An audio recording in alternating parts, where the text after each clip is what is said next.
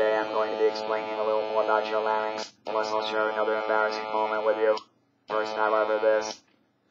Someone asked me if I can sing with my artificial larynx. I suppose the short answer is yes, but not well. My range is somewhat limited. Let me demonstrate by singing Happy Birthday. Happy birthday to you, happy birthday to you, happy birthday, happy birthday, happy birthday to you. As you can hear, it loses something when sung with an artificial larynx. If you're using one of these devices and trying to sing with someone else, you best only sing the correct notes, otherwise the whole thing will come unraveled. Again, I'll demonstrate by singing only the notes I can accurately produce. At you, day, you. As you can hear, I can only speak in a monotone. However, I do have a choice.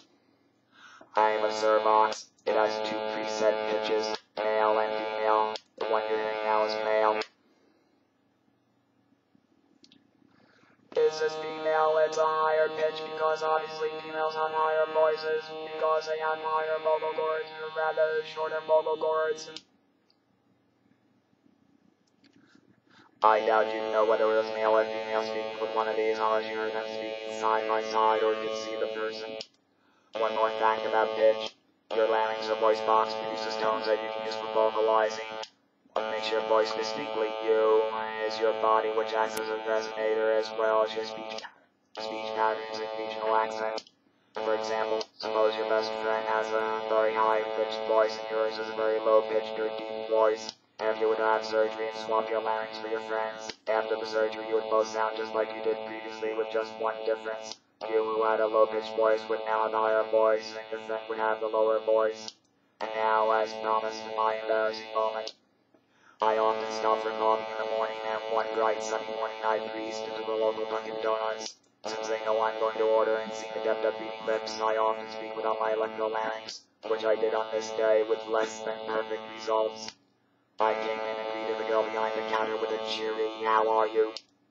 She looked a little surprised and then said, "They're fine." When I say she looks surprised, I mean she looks surprised, but not in a good way, or like, "Why are you asking me that?"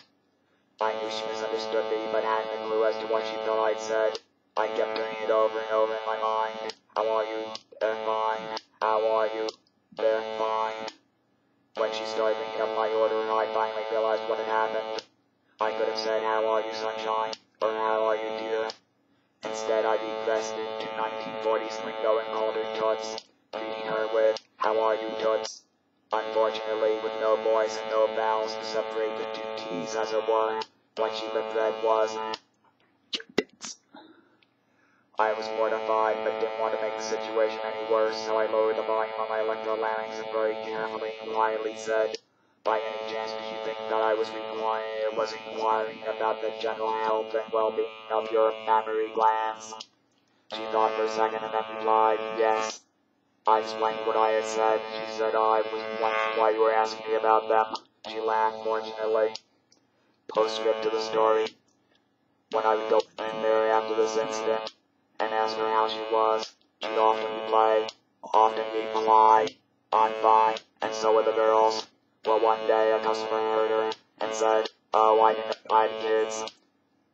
She looked panicked for a second and then said, "Oh no, I was referring to my friends over here, gesturing to the girls behind the counter." Well, that's about it for today. Be well.